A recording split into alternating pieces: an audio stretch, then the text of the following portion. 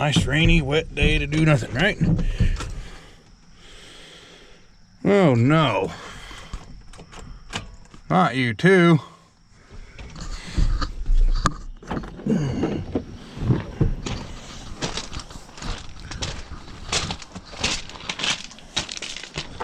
Pop the hood of it. Okay. This is always easier to do without a camera.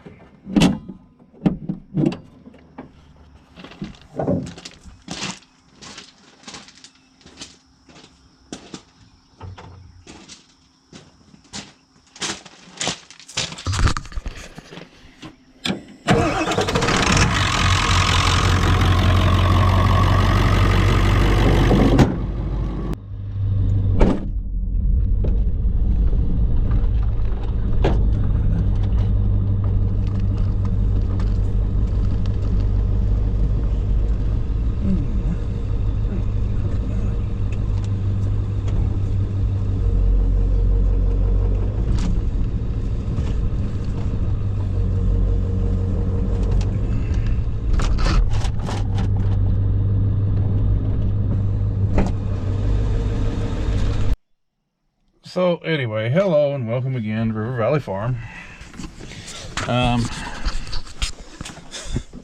Yeah, I've been starting this truck that way since basically we put injectors in it. But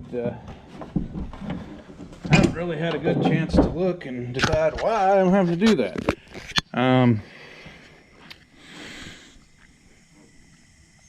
When I started doing it, I just went ahead and put a new solenoid in it because, well, that's the go-to problem. Excuse my mess, but anyway, it's a mess because I'm never here. I'm either in this or that other one, doing stuff for other people rather than taking care of stuff that I need to take care of, right? So, and we can't quit having drought breaker rains, even though we're not anywhere nearly in a drought. So that's kind of put a halt on all the farming stuff. So here we are. So yeah, there's your starter solenoid right there. This one does actually have a solenoid on the starter itself, which this, or no, wait, does it? Yeah, it does.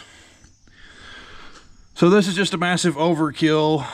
It's a relay basically that runs the starter. I have gone so far as to check voltage.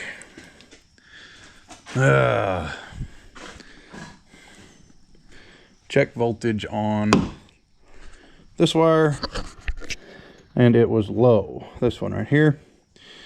This is what makes the relay work. So if I was to take power from here and put it there, it would lock in and it would crank. But anyway, we're not too concerned about that because we know that part works because I replaced it, right? But we do have to figure out why we have low voltage there. That being said, the reliability of internet schematics is very low.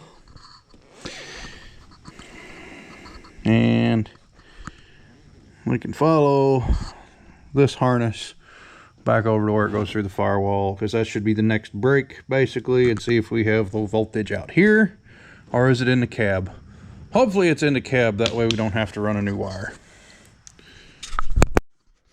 Okay, so just for verification,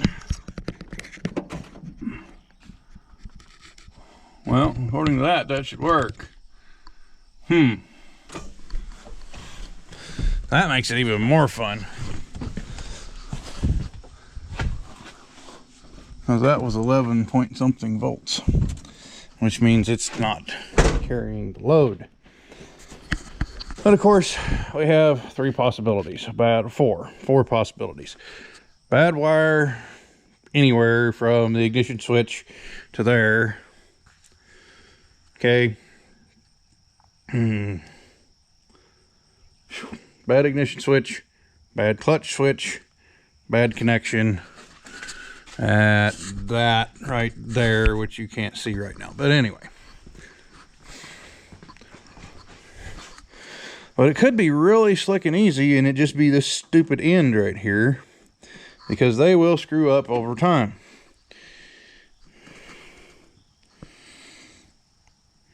That's a real possibility, honestly. Okay, so we kind of jabbed our meter lead in here, got it held in, so now let's go check voltage again.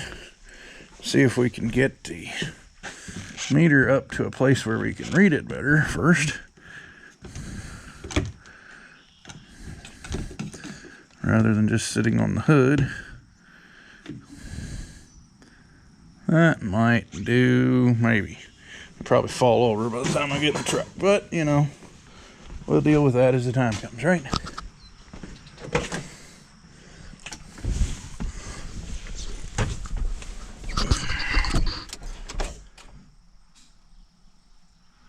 Yeah, see, now we got nothing, so it's just not carrying the load.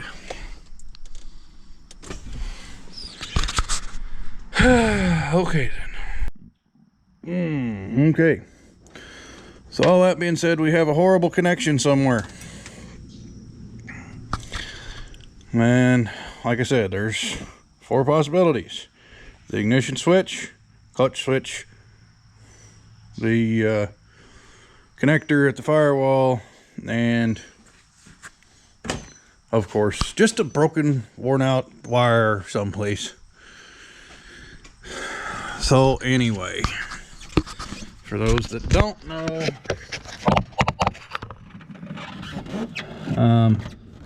this is the PCM or ECM,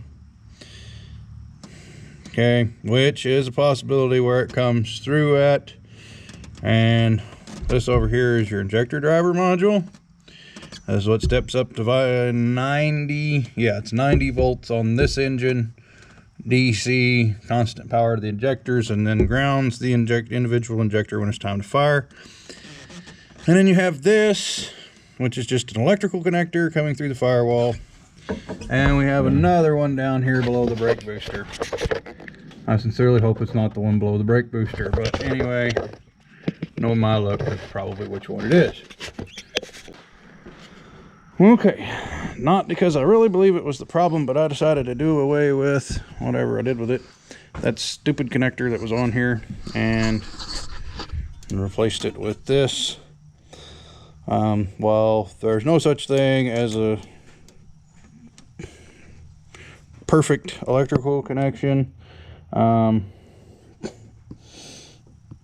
This is way better than what that other thing was, so we're going to do this. I don't know what size this nut is either, guys, but anyway, you can find out what thread that is and replace it with a ring connector and a nut rather than that. Okay. True, this is not a high amperage circuit, but that stupid thing will cause troubles at some point down the road. It might not be because of what I'm dealing with today, but sometime, somewhere, that thing will break it. Will be the problem. That we did that. Let's see if it did any good or not. No, okay, I didn't think it would. So the next easiest places to check are the ignition switch, which is all, and the ignition switch and the clutch switch, which are all up in here. Yay. Okay, so here we are with the ignition switch, and then the clutch switch is invisible yet. It's not fun to get to, but it's in there. The clutch switch is really not fun for me to get to, but it's in there. Let's see. Brake. Oh, man, it's over here. That contraption right up there is the clutch switch. Great fun. And if I had my guess, I'd say that's probably it.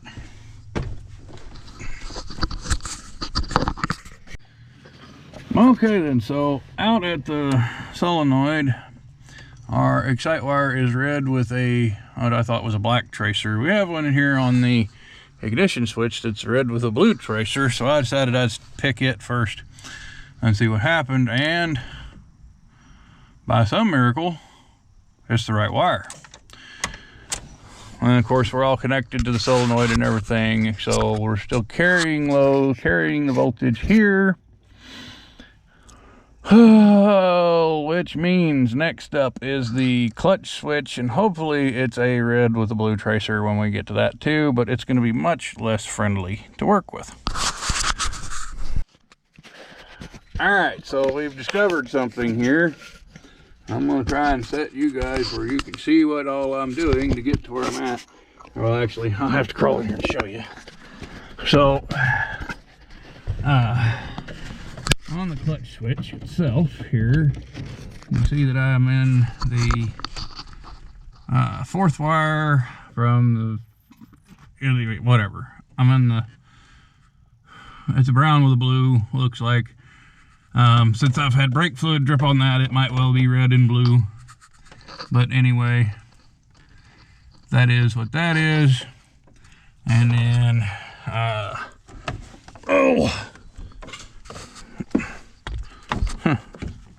that's cute. Anyway, beside the point. Anyway, let's put you right there. And then, or well, actually, you know what? I should be able to do this, since I've already stumbled upon this with that meter lead hooked up anyway.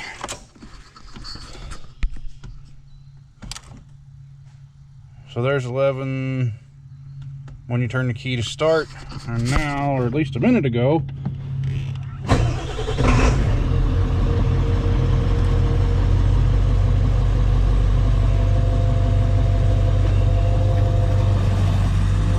it runs now. Like maybe that pin in that connector is bad or loose.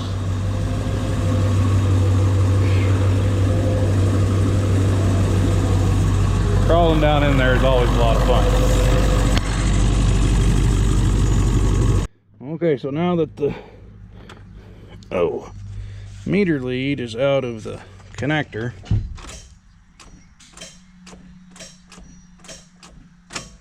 nothing. So I need to get that connector undone and see what is going on in there. Okay, so here we have what was the issue. This is the, well, I call them pins, some people call them sockets, some people call them other things. I don't know what you like to call them, but anyway, this one was moving around, which is the one that I checked for voltage after I pushed the clutch in, okay? The fourth one, or the first one in the line there, whichever way you want to look at it. When I pushed that in, it made connection, okay? Running out of good places to set my camera here. Up underneath the dashboard. So anyway, you can see those are moving also, but this one was moving farther. Okay, so there is, where's the little thing that I saw earlier? I saw something that you could bend out to hold it in place better. And of course now I can't find it. Anyway, let me plug it back in and see if it just by some reason or another gets tighter.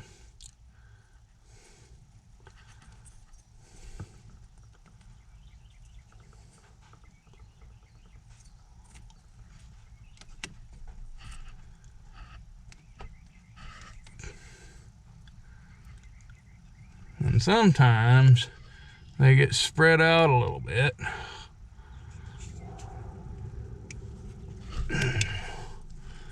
These things do down inside of here where the actual pin goes, which you can almost see daylight through that one, so it's pretty well expanded. So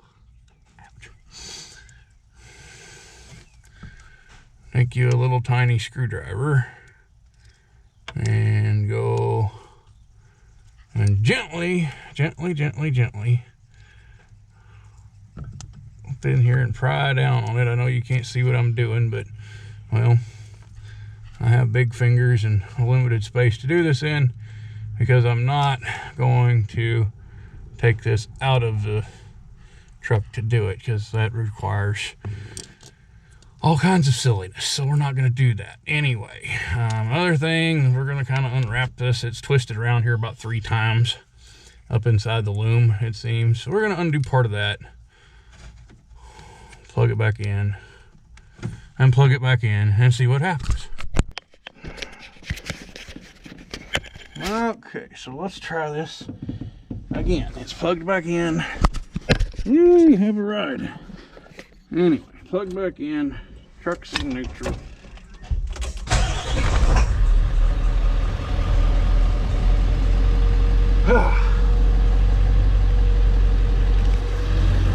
Nothing jabbing in it.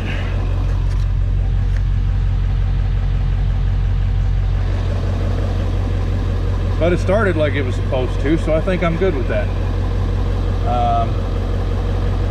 Anyway, yeah, I don't know what I did with my hat, but anyway, y'all can look at my shiny head, it'll be all right. Oh, there it is. So yeah,